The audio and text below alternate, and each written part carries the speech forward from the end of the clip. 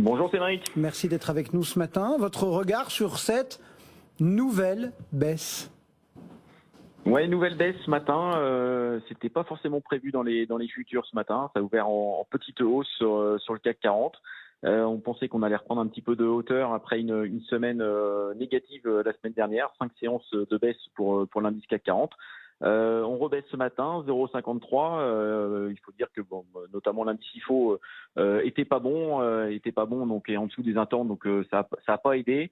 On a aussi, on a toujours un marché qui se cherche. On a une politique des banques centrales qui est toujours à la hausse, hein, même si la Fed n'a pas augmenté ses taux depuis 10 jours. Ils envisagent encore de les remonter au moins une fois ou deux d'ici la fin de l'année. Donc on a une politique quand même des banques centrales qui est pas terminée, qui est toujours en train de s'ajuster. On parle de récession aux États-Unis pour commencer, notamment on regarde l'écart de rendement des échéances courtes et des échéances longues sur la partie emprunt. C'est vrai que si les spreads s'écartent, donc l'écart entre la rémunération court terme et la rémunération de long terme, c'est souvent annonciateur d'une récession à venir. Donc ça fait partie des indicateurs, mais à côté de ça, on a des indicateurs qui sont beaucoup plus positifs. C'est-à-dire qu'on n'a jamais eu de récession avec un taux de chômage quand même qui est au plus faible, que ce soit aux États-Unis, en Europe ou en Angleterre. Donc ça, c'est plutôt des éléments rassurants. Après, la partie inflation a du mal à rebaisser.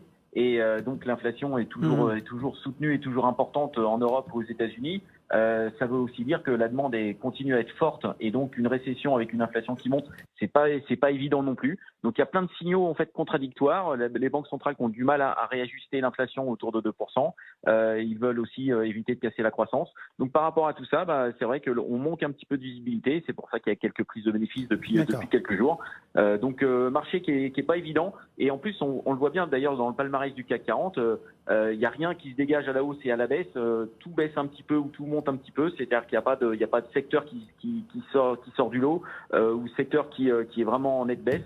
Donc c'est un marché qui est assez particulier. Je pense que les investisseurs essayent de trouver la bonne parade pour les prochaines semaines. Dans cette cote parisienne, il y a quand même un titre dont on parle pas mal ce matin, c'est Orpea. Oui, alors c'est pas d'aujourd'hui qu'on parle d'Orpea, mais c'est vrai que ça fait aujourd'hui. On en reparle aujourd'hui. On en reparle encore aujourd'hui, effectivement, Cédric. C'est en fait, on est toujours dans cette même logique avec Orpea, c'est-à-dire qu'il y a un plan qui devrait être mis en place par la direction, un plan qui est extrêmement dilutif, excusez-moi, pour les minoritaires et un petit peu plus avantageux pour on va dire la partie obligataire.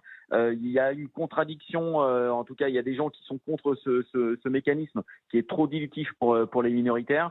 Aujourd'hui il y a encore un expert indépendant qui vient de sortir une valorisation pour Orpea, une valorisation en continuité d'exploitation qui sortirait entre 6 et 7 milliards de valorisation pour Orpea. Et s'il y avait une liquidité, on va dire une liquidation d'Orpea, de l'entreprise, on aurait une valorisation entre 2 et 3 milliards. Alors pourquoi on prend 30% aujourd'hui? C'est que tout simplement qu'Orpea a tellement baissé ces derniers mois qu'on se retrouve avec une valorisation à moins de 200 millions d'euros sur Orpea. Donc on parle forcément de 6 à 7 milliards de valo, ou alors à 2 ou 3 milliards en liquidation. Forcément, on n'est pas du tout sur les mêmes niveaux par rapport au cours coté. Donc est-ce qu'il va y avoir cet aspect dilutif extrêmement important et repartir sur de bonnes bases sur Orpea, chose que souhaiterait la direction, ou alors sur une chose un peu plus intermédiaire, peut-être avec des cessions d'actifs, peut-être avec une augmentation de capital beaucoup moins dilutive pour les minoritaires. En tout cas, la bagarre continue et on risque toujours d'avoir énormément de volatilité sur le titre Orpea dans les prochaines semaines. Et donc là, un rebond exceptionnel, quand même, un plus 30% sur Orpea. Ça fait longtemps qu'on n'avait pas vu ça. 31,24 de mieux en pourcent ce matin à 2,62 € sur ce titre Orpea dans un marché en repli. Merci beaucoup Thibaut François et Fastea Capital qui étaient à nos côtés ce matin.